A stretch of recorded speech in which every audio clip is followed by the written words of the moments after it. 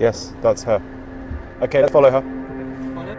One migrant worker dies every week in Lebanon. And told me that here is a cemetery. I will kill you in the night and throw you there. Rarely seen on camera, we followed the escape of just one worker fleeing for her life. The kafala system is modern-day slavery. There's no two ways about it.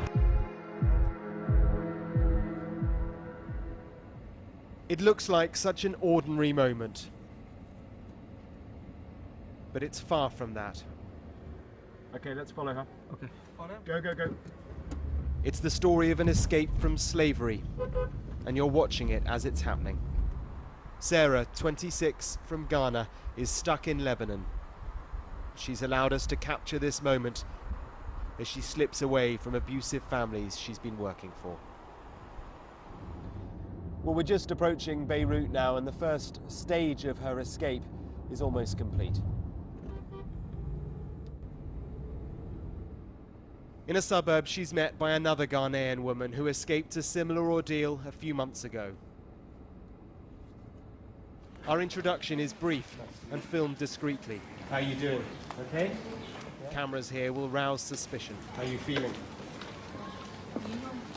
I have to take it like that, whether I'm feeling good or not. You're feeling good? Yeah. Okay. Well, we'll go inside and we'll have a chat inside. I came to Lebanon to work and get money.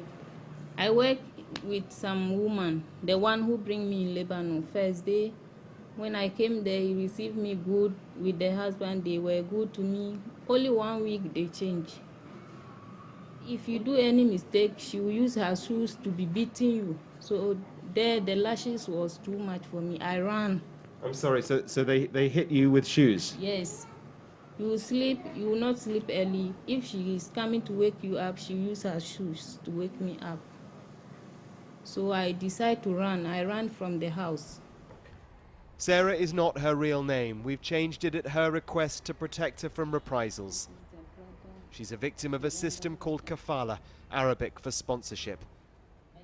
Migrants encouraged to the Middle East for work, but with no rights at all. Their agents control their lives and their destiny. So you managed to escape from that first family? Yes. So I went to another different family from my office they give me some woman. I went there to work too. There were sexual harassment. It's too much.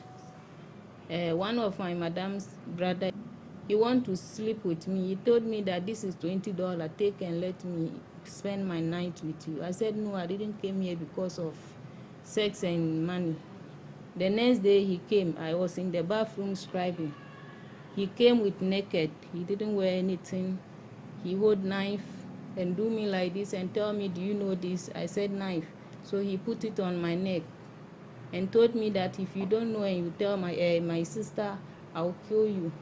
Here is a cemetery. I will kill you in the night and throw you there. No one will know that it's me.